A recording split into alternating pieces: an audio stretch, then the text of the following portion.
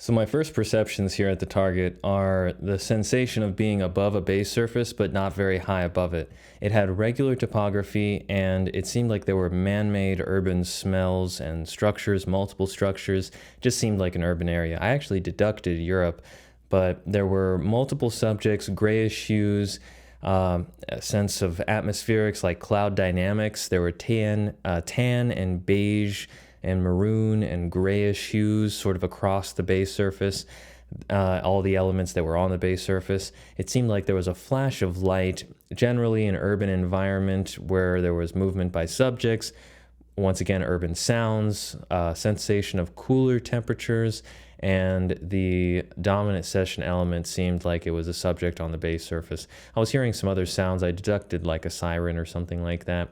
I had sort of the first visual was sort of just the maroon hues sort of on this curving ledge of one of the structures and sort of maybe a road or a path below that.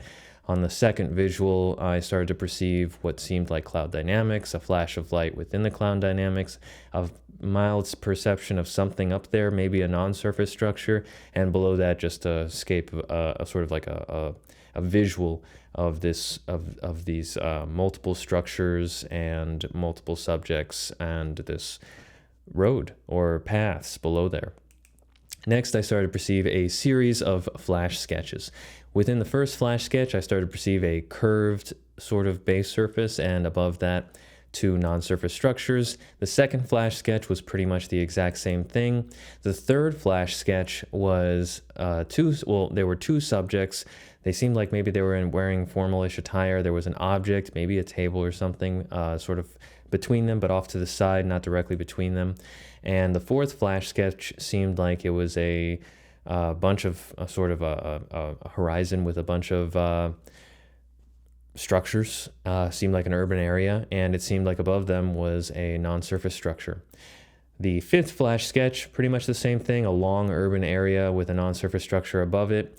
Then I started to perceive a formal attired subject as well. I'm not quite sure how it fit in with the rest of the picture. I had a sixth flash sketch, which was once again an urban area, sort of angular tops to structures was pretty dominant, but there were also peaked tops to structures, paths, maybe roads and multiple subjects. And then I saw sort of the side profile of the face of a subject. Next, I moved on to focus one, and at focus one, I started to perceive immediately just brownish hues, wondering if that was hair, lighter hues, seemed like maybe that was skin, ripples or folds on the face, spots or a spot, darker attire on the subject, and it felt like an older male subject. I deducted glasses, but the head sort of leaned forward, kind of like that, like if you're leaning forward that way. And I started to deduct sort of I got a flash of maybe a female subject as well, but that was pretty much a fleeting perception. Not quite sure if that female subject is there with the male subject or not. I also deducted Elon Musk just from the brown hair and lighter skin tone that I was perceiving. Then I started to describe the target subject's immediate surroundings, and then I started to perceive these. It seemed like the subject had a canopy. It just seemed like there was open space in front of the subject, but directly above the subject, it seemed like it was kind of inside of a structure, but the open space just seemed like maybe this was like an awning or a canopy or something like that, or the subject was halfway outside of a structure. Not quite sure how to gauge that. Then I started to perceive further out into the space, and it seemed like a long garage or just like a long empty parking deck. Both of those things high level, put them in deductions, but it just seemed like a wide open, maybe indoor space, but it just very big, very wide. The other subjects around this subject, the target subject, seemed like they had darker uniforms and formal attire on, and I had two impressions. The first impression was sort of like a hard headgear, much more uniformed subject with like a long object. Then the second impression was a much more formal attired subject that, once again, still the darker hued attire and maybe some sort of headgear on the face, like on the eyes area. And they seem to look similar in general, but maybe one of them, of the collection of subjects, was a little bit different from the other two or three. So then I started to perceive another subject that seemed to have dark uniforms on, and it was a female subject standing to the side of the target subject. At this point, I'm starting to deduct like a military vibe or something like that, just because of the uniformed attire. Anyways, then I started to perceive out into that open space, and it seemed like I was perceiving a lot of gizmos and gadgets or objects in general on the ground, on the base surface, adjacent to a larger object that seemed like it had this sort of opening into it, and a kneeling subject. And this was sort of off to the side and way down into this open space. As I continued, I drew out a sketch that kind of captured what I was perceiving. I started hearing like clanging sounds. I deducted like a big car shop, like if you ever went to like a large car shop, like a dealership where they're servicing multiple vehicles or something like that. It didn't seem like it was very crammed. It just seemed like there were multiple large objects surrounded by subjects and objects, and they sort of were huddled around these large objects, these multiple subjects. Some of the subjects seemed like they were in a row and they had these dark uniforms on and they had objects, but like longer objects. And a lot of these artificial sounds sort of just filled the environment. There were multiple subjects all over. It looked very mechanical, a lot of these objects that I was perceiving. And it gave me a real mix of like maybe a factory or like a military type of vibe. And this was really the perspective of the environment from the vector of the target subject's head, like the top of their head, just looking outwards, just looking out that way. So once again, subjects on either side of the target subject, but that's what they were looking at. Moving towards the target event for focus 1, I began to describe, I got a perception of energetics, a feeling of an urban area, a flash of light, non-surface structure, multiple subjects. They seemed like there was a row of them and they were marching. It seemed like it was like an urban movement, like movement going on in an urban area. And then I started to perceive a large object or a vehicle that seemed to be on a road or a path. And then there's this light and a flash of a bright light. It kind of seemed like maybe it was a spotlight. It was just bright. And yeah. Then I started to move to the center of the target event and described, and I started to perceive a few other subjects. It seemed like there was a subject and a couple other subjects. They were just on like a podium or like an elevated platform or a ledge or a high point of some sort. And it seemed like I was sensing multiple subjects on the lower level that was more expansive, and they were below and looking up, but I didn't really see them. It was more of a feeling. And I just got this feeling that there's a collective movement of these subjects that are like a crowd or a focused gathering, and they're pushing in on it. The crowd is like pushing in on itself, and I'm sensing like tension, loud voices, stress. It seems like emotion is filling the air, and it feels like there's anxiety of some sort from the target subject, because the target subject is here, and it seems like they're sort of maybe on this elevated platform or something. But I feel like there is this unruly lack of predictability going on in this room. It's like a sense of that, and it's amongst the subjects that are around and their behavior. And I feel like it's like I'm in an urban area and there's angry looking subjects just sort of pushing each other. And I'm not sure if this pushing stuff is happening in this immediate environment or like a little further away elsewhere. I started to deduct stuff like a politician or like this was like a spectacle or an assassination. As I continued with my perceptions, I saw that like it seemed like everyone here was involved in what was going on. It wasn't like a focused gathering in the sense of a crowd or an audience vibe. It wasn't like a concert or something like that. It just seemed like the people around here are involved in whatever the event is to be here.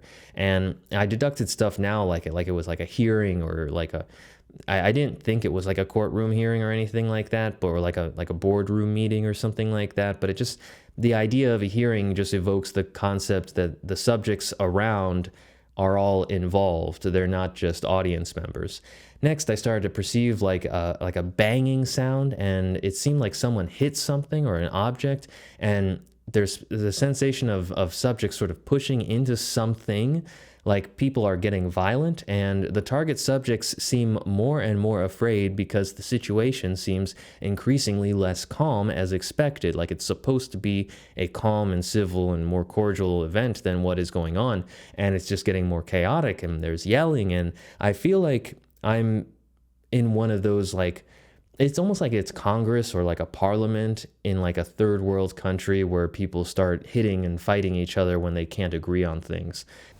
If you are enjoying the content of this video, please consider subscribing to our streaming service, FarsightPrime.com, where you will find all Farsight Mysteries projects where we use remote viewing to investigate nearly every major mystery imaginable, including the reality of the very complicated extraterrestrial presence here on Earth, the solar system, and the galaxy, in addition to archaeological, religious, to deeply political mysteries of every type, and much, much more.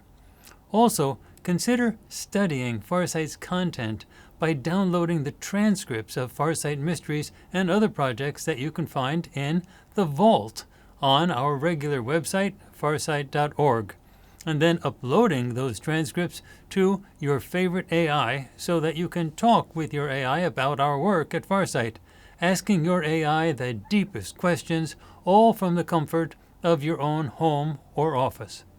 And please subscribe to our YouTube channel, Farsight, and remember to click on the notifications bell so that you can be notified of our new releases on YouTube, which includes our live stream events.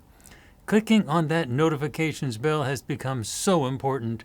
And finally, please follow us on X, formerly Twitter, at Farsight Prime.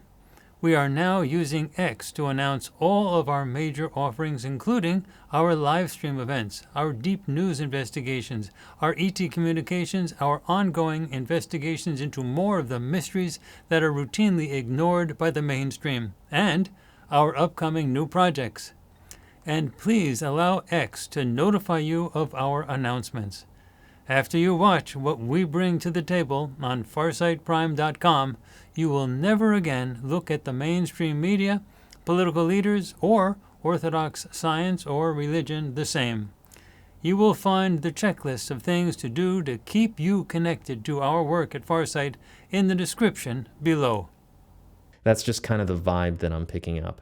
Anyway, I'm starting to see this image of like a male subject lying on his back, and it looks like he's injured or disheveled a little bit. There's like pain and like an injury in the belly, and I'm hearing like loud sounds, like maybe he was shot or like he's just wincing in pain. I deducted the concept of him being shot. It seems like there's multiple subjects just around the prone or lying down subjects, just sort of looking down at him.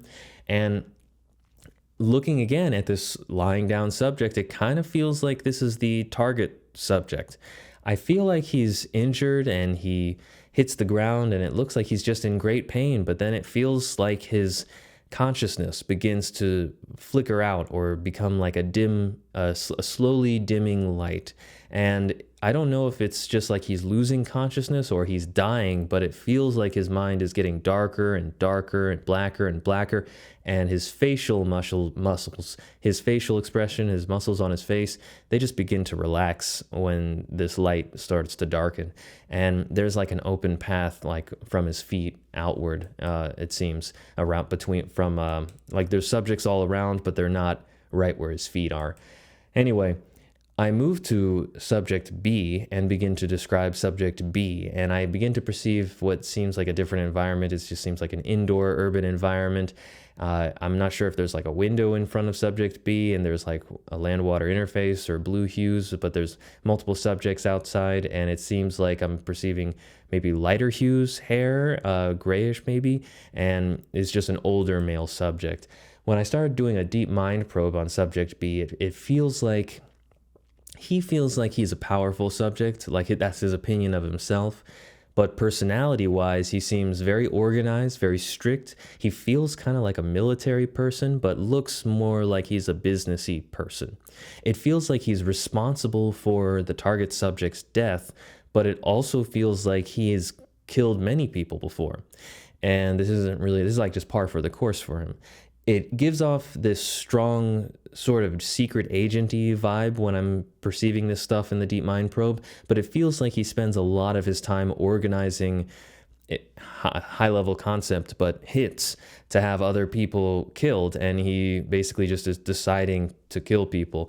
And it feels wrong to say that he wants to kill any of these people. It feels like he's very unattached from an emotional side of things to the killing of these people, but it isn't like he feels bad about it either. He doesn't really wish them to do well either. He's just ambivalent about the whole thing, or he's stoic about the whole thing. He doesn't really have this strong emotional attachment either direction for it. Anyway, he just seems to make decisions about who's got to go, and then they die, or at least an attempt on their life is made. I'm not sure if he succeeds 100% of the time. I deducted stuff like CIA, but I felt like that was too public-facing of an organizational name. It feels like his lifestyle and corresponding work identity is very secretive, very hush-hush, and it's like he's part of a secret organization that I don't think I've ever heard of. Moving on to subject C, and describing subject C, I started to perceive what seemed like a thinner or balding subject at the top of the head. It seems like there's still hair on the head. I'm perceiving maybe some eyewear or some object on the head that would account as sort of headgear, like glasses or something like that.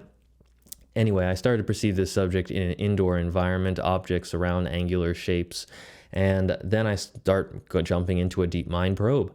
And subject C feels very organized. Once again, a stoic person in a leadership role or a position that's sort of like analytical or strategic, like a strategist or something like that. I feel like he's good with logic in kind of like a mathematical way, but the logic doesn't really apply to numbers as much as it applies to subjects. And it's like the management and the manipulation and the strategy and game of competing groups of subjects is his field. And when I'm starting to perceive subject C's perceived threat, it feels like there's this pressure on his back. It's not like he is pointing to any specific group of bad guys and he's saying like, those guys are the bad guys. It feels like it's just this reddish hued pressure on his back, and he's afraid of being blindsided by something that he can't see coming. When I start to probe for his job description, I don't feel like I see him doing physical work. I get flashes of him in front of a large group of subjects like a politician. I deducted that, but I feel like there's a tie there between him being cloistered away most of the time by these strategy loops in his mind. I feel like he really just talks to only a few subjects and just kind of one at a time as they come to him in this indoor environment. So there's definitely moments where he's a bit more in public leaning in front of multiple people, but really it doesn't feel like that's the norm for his life. I see that his job feels heavy in the information and management side of things, so he delegates to others based on information, as it feels like he is in this real life high stakes chess game, and there's a sense of danger and risk of life and death, as well as it's not really enslavement, but encapsulation. Encapsulation seems like the right word, as well as this, like he's afraid of that. There's a sense of danger and risk of life and death and being encapsulated or trapped, as well as this movement of large-scale resources and managing and acquiring more resources. It's like there's a mixture of intel most, and this concept of military and business stuff is there as well. So like the intelligence side of his job seems like that's like 50%. And then more business management of resources, that's like 30%. And then more military-ish type of stuff, that's like 20%. It seems like more low on the spectrum, but it seems like that's a significant thing. Anyway, that does conclude all the data that I have for Subject C and this session. Thanks for watching.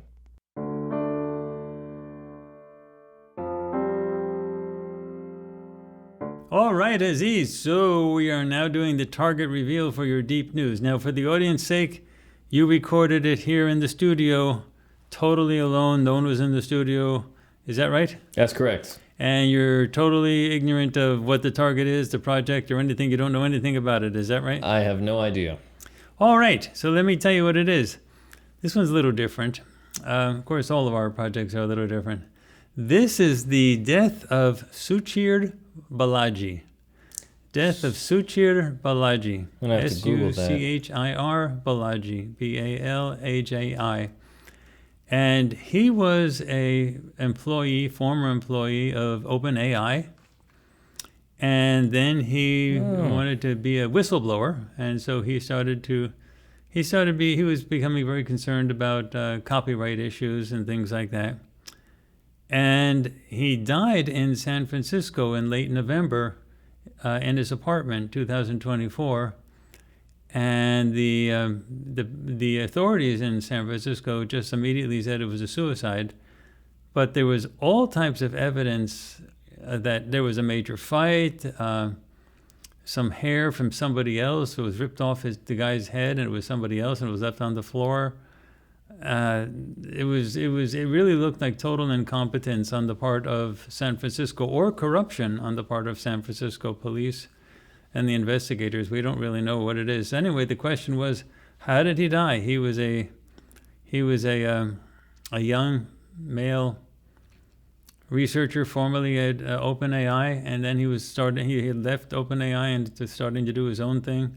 And he wanted to come out with he was trying to come out with a new nonprofit that does sort of similar stuff. Anyway, he considered himself a whistleblower, and suddenly he's dead. He was murdered. What's that? He was murdered. That's what his mother says, and his mother has hired detectives and things like that, and pretty much everybody thinks he was. Everybody except the authorities in San Francisco think he was murdered. Well, the remote viewing data is pretty clear. He was murdered.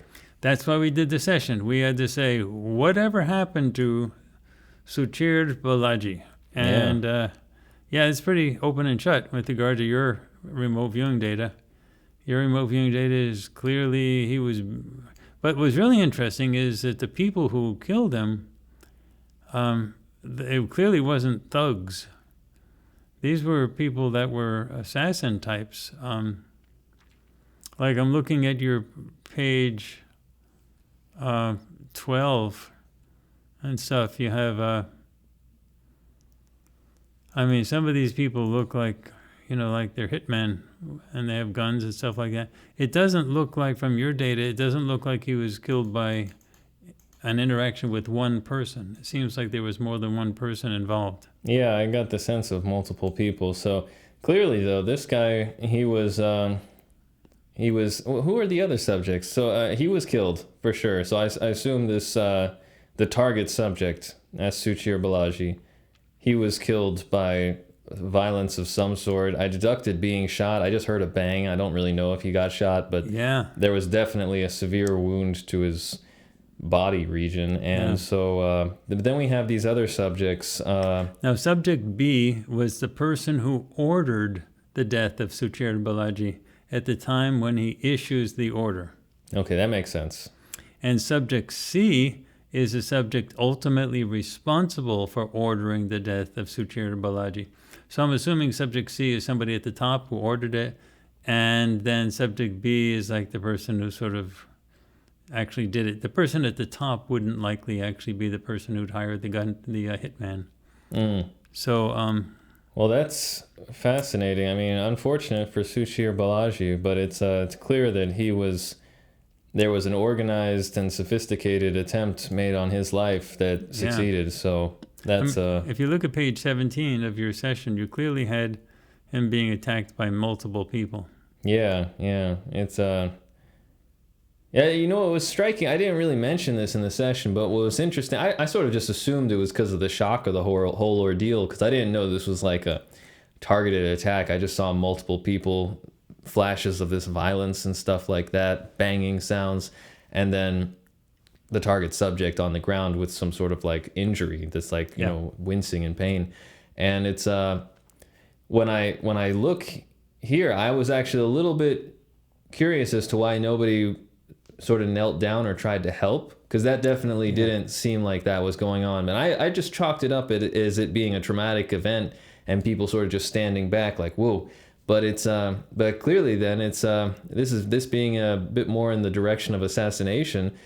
That's that makes sense as to why nobody went down there to help. And I did deduct on page 15 assassination.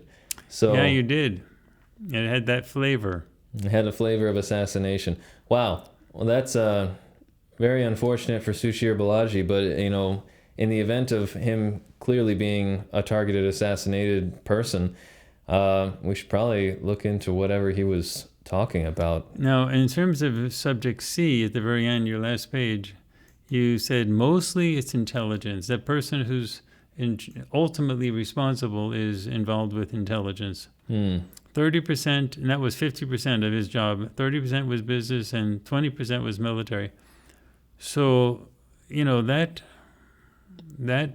because I think the mistake would be to consider this like an open AI hit job. I think there's too many active players that are potential to be involved. U.S. intelligence, military intelligence, and there's business stuff associated with, and they all have an interest in what happens with AI.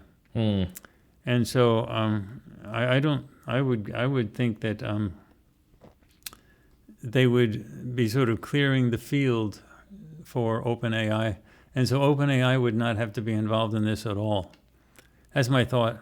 I wouldn't say that they're not involved in it at all, but I would say that we don't know. We don't know. And I definitely can say, just from looking at subjects B and C, that maybe, and just also the nature of AI's importance in government efforts, it's understandable to think that the hands that moved to make sure that he died were probably far-reaching.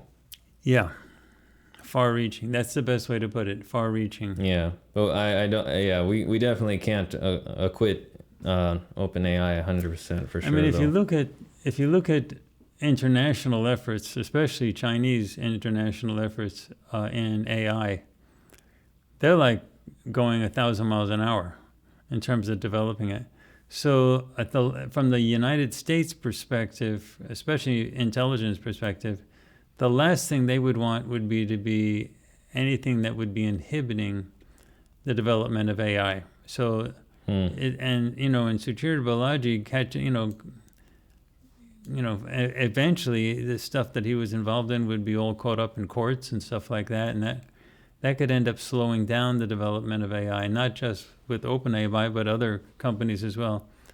And so for some groups who would think the development of AI is so ultimately responsible, somebody's got to want him dead. Yeah, well, clearly, all we can really say at this point is that the theory that he was a targeted individual because of what he was talking about and he was assassinated or murdered, that's probably 100% accurate. Beyond that, people have to interpret and things like that. Well, you're the first person to do this session, so we'll see soon what the other viewers find. Yeah, we'll see what happens. Interesting. And we go on to the next one, Aziz. On to the next one.